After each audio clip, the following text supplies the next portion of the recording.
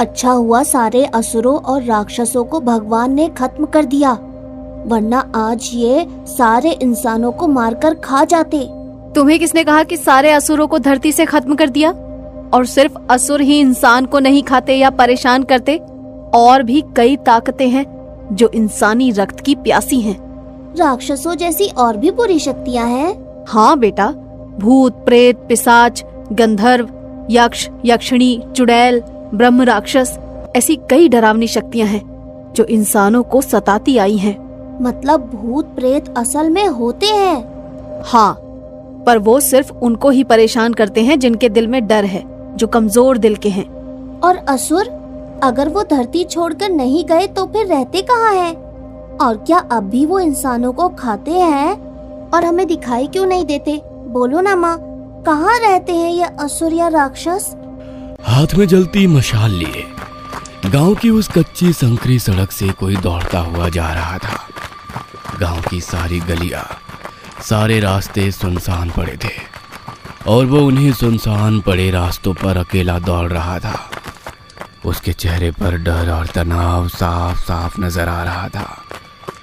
दौड़ते दौड़ते वो जैसे ही गांव के आखिरी छोर तक पहुंच गया, उस खौफनाक सन्नाटे को चीरती हुई कुछ औरतों के रोने की आवाज उसके कानों पर पड़ने लगी। पल भर रुककर उसने गहरी सांस ली और दोबारा दौड़ना शुरू किया। रात के अंधेरे में भी उस छोटे से गांव के सभी लोग उस छोटी सी कुटिया के सामने खड़े थे। सभी के चेहरे पर तनाव और डर साफ साफ नजर आ रहा था। घर के भीतर से आने वाली औरतों के रोने की आवाज बता रही थी कि कुछ बुरा हुआ है।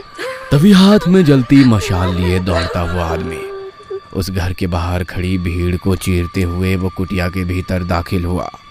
भीतर बैठा हर कोई उस शख्स को ही देख रहा था, पर उस शख्स की नजरें किसी और को तलाश रही थी।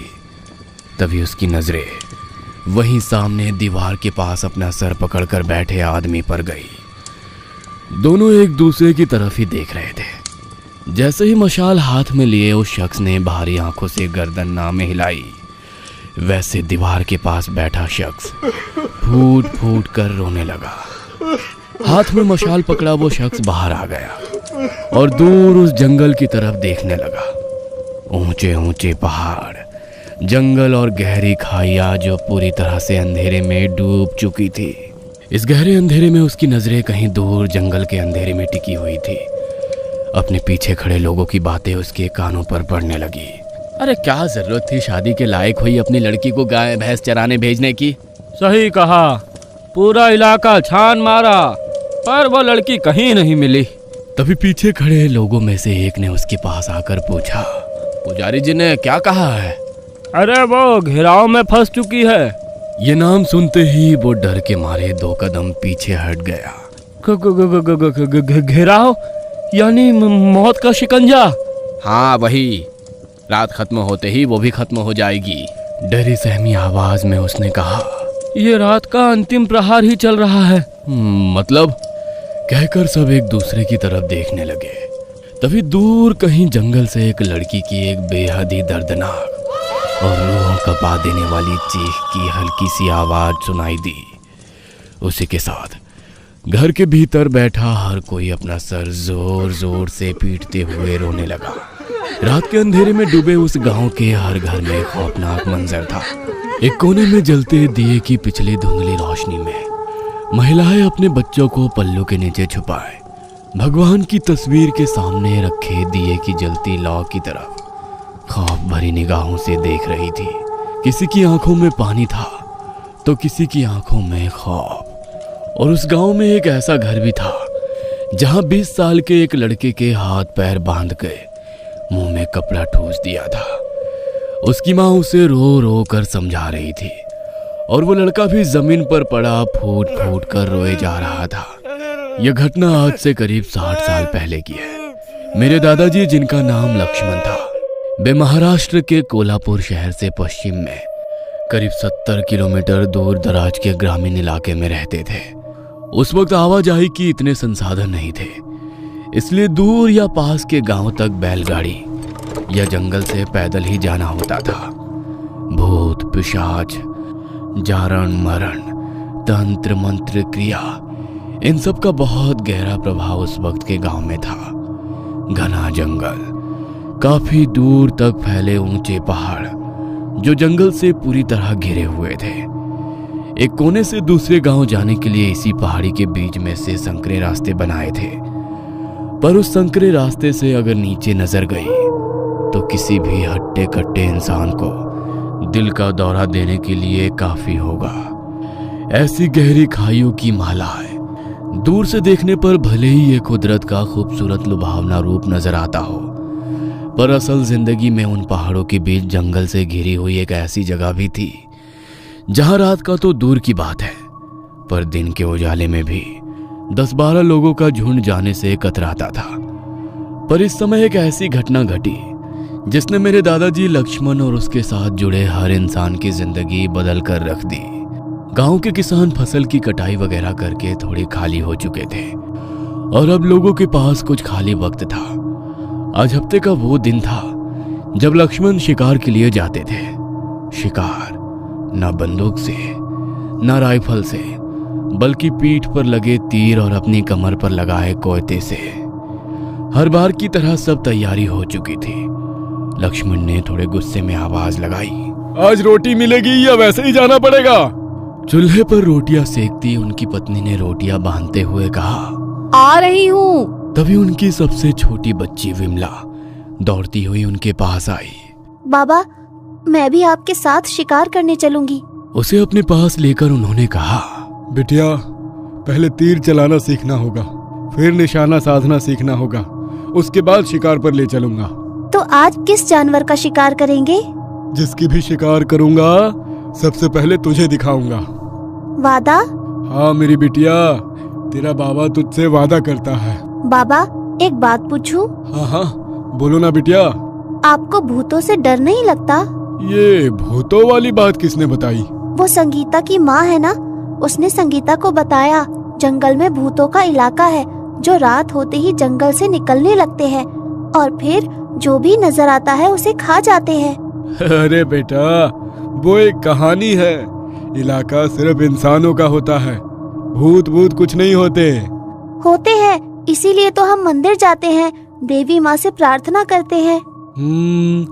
अरे हम देवी माँ से प्रार्थना इसलिए करते हैं ताकि वे सारे संकटों से हमारी रक्षा करें, हमें सुखी रखें। हमारी देवी माँ इतनी शक्तिशाली है?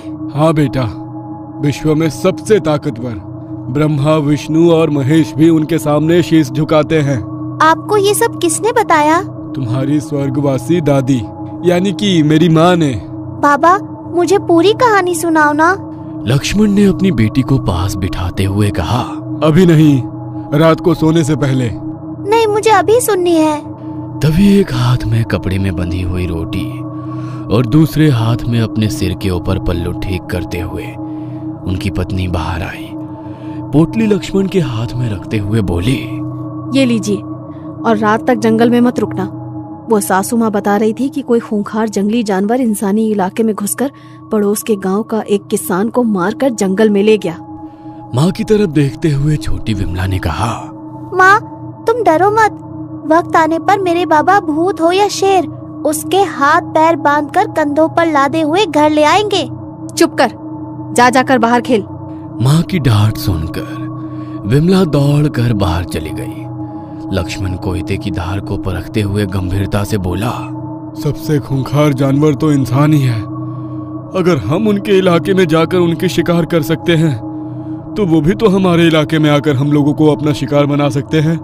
सब अपना अपना पेट भरने की दौड़ में भाग रहे हैं। इतना कहकर लक्ष्मण पीछे मुड़कर चलने लगे और उनकी पत्नी परेशान होकर कुटिया के दरवाजे पर खड़ी उनको ही देखने लगी।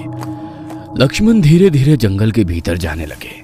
जैसे जैसे वे कदम आगे बढ़ाते वैसे वैसे जंगल और ज्यादा खूंखार, खतरनाक और डरावना हो रहा था। ऊंचे घने पेड़ों की वजह से सूरज की रोशनी काफी कम जमीन तक पहुंच रही थी।